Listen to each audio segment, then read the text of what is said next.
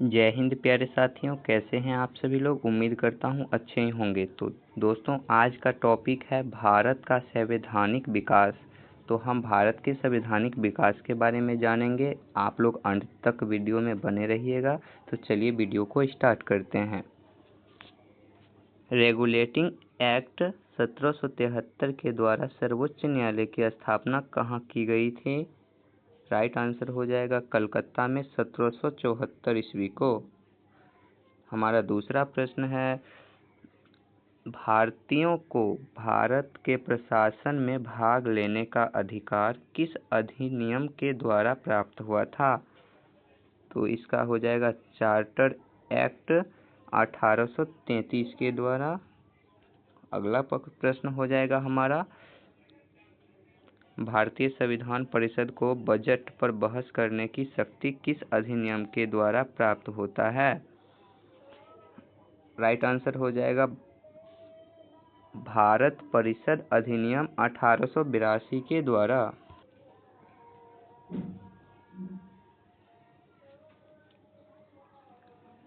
केंद्रीय विधान मंडल सर्वप्रथम किस अधिनियम के द्वारा द्विसदस्यीय बनाया गया? 1919 के भारत शासन अधिनियम के द्वारा। भारत के राष्ट्रपति को अध्यादेश निर्गत करने की शक्ति मूलतः किस अधिनियम से प्रेरित है? राइट आंसर हो जाएगा भारत शासन अधिनियम 1935 से। आगे बढ़ते हैं दोस्तों।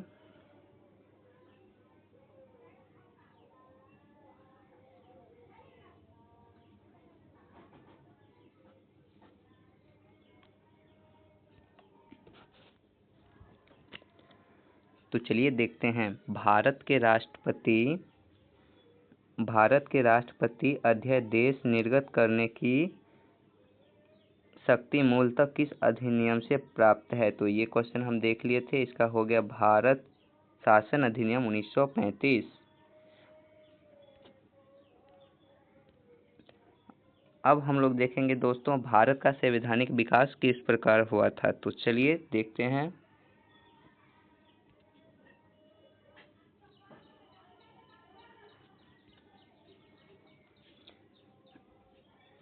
जैसा कि आप लोग को पता है, भारत का संवैधानिक विकास महत्व रखता है। तो चलिए हम ईस्ट इंडिया कंपनी यानी कि ईस्ट इंडिया कंपनी की क्या भूमिका थी, इसके बारे में पहले जानते हैं।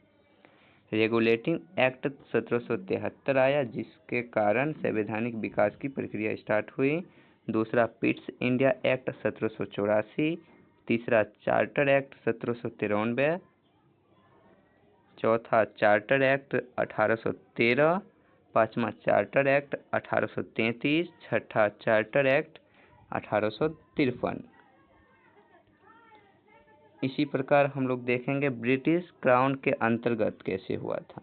तो ब्रिटिश क्राउन के अंतर्गत आप लोग देखिएगा, तो भारत शासन अधिनियम 1858, उसके बाद भारत परिषद अधिनियम 1861,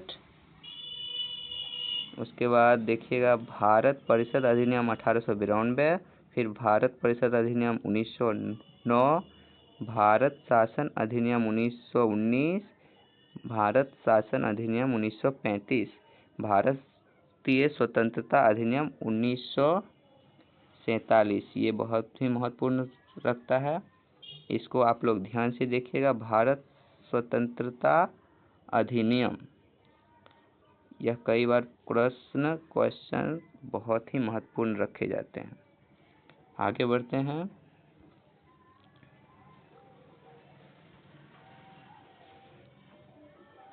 प्रांतों में द्वैध शासन व्यवस्था किस अधिनियम के द्वारा लागू की गई थी? इसका राइट हो जाएगा आप लोग को भारत शासन अधिनियम 1919 के द्वारा।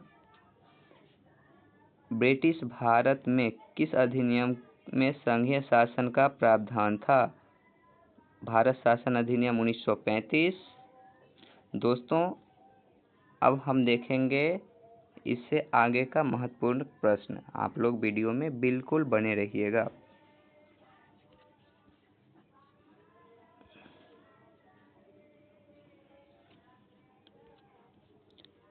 चलिए ध्यान देते हैं नेक्स्ट पॉइंट की ओर।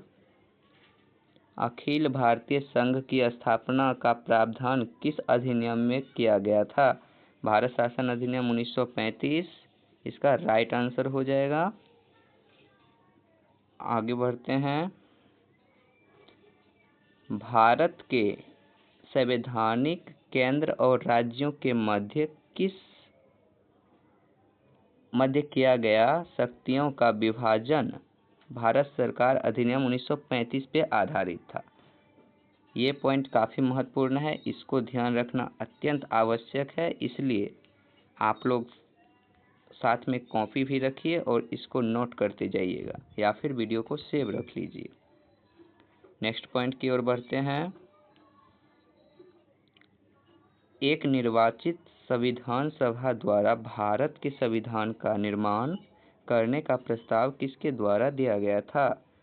इसका हो जाएगा क्रिप्स मिशन के द्वारा। आगे बढ़ते हैं।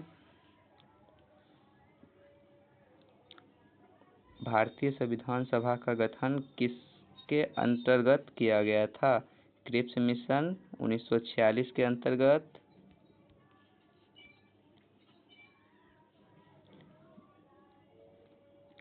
कैबिनेट मिशन के द्वारा प्रस्तुत योजना के अनुसार संविधान सभा में प्रांतों के प्रतिनिधित्व का निर्वाचन किस अनुपात में था?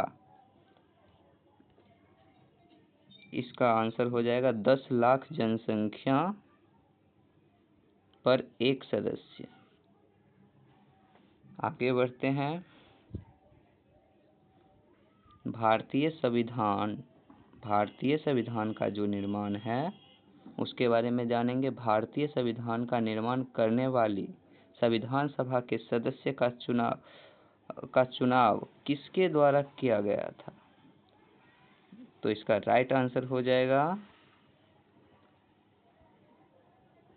विभिन्न प्रांतों की संविधानों के द्वारा, विभिन्न प्रांतों के विधानसभा के द्वारा। आगे देखेंगे।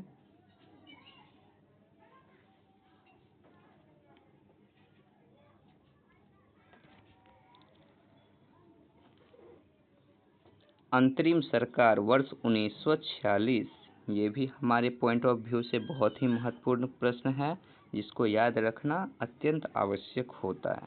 आप लोग कॉपी पे भी नोट कर सकते हैं या फिर वीडियो को सेव भी कर सकते हैं। अंतरिम सरकार वर्ष 1946, सदस्य धारित विभाग। इसमें हम देखेंगे अंतरिम सरकार 1946 के तहत किस व्यक्ति को कौन सा विभाग मिला था। तो चलिए देखते हैं। प्रथम जवाहरलाल नेहरू, इनको राष्ट्रीय संबंध तथा विदेशी मामले का विभाग मिला था। दूसरा हो जाएंगे सरदार वल्लभ भाई पटेल, इनको गृह सूचना एवं प्रसारण विभाग मिला था। तीसरे हो जाएंगे राजेंद्र प्रसाद, खाद्य एवं कृषि विभाग मिला था इनको। चौथा हो जाएंगे जॉन मिथाइन, औद्योगिक एवं नागरिक आपूर्ति विभाग मिला था इनको। पांचवें हो जाएंगे जगजीवन राम, इनको श्रम विभाग यानी कि परिश्रम मेहनत जिसको बोलते हैं वो विभाग मिला था इनको। 6 नंबर पे आ जाएंगे सरदार बलदेव सिंह, रक्षा विभाग मिला था इनको। 7 में आ जाएंगे लियाकत अली खां, इनको वित्त विभाग संभालने का अवसर मिला था। और 8वें और अंतिम प्रश्न श्री राजगोपालाचारी, इनको जो विभाग मिला था शिक्षा और कला का। एक महत्वपूर्ण प्रश्न है दोस्तों, नीचे में इसको देखिए।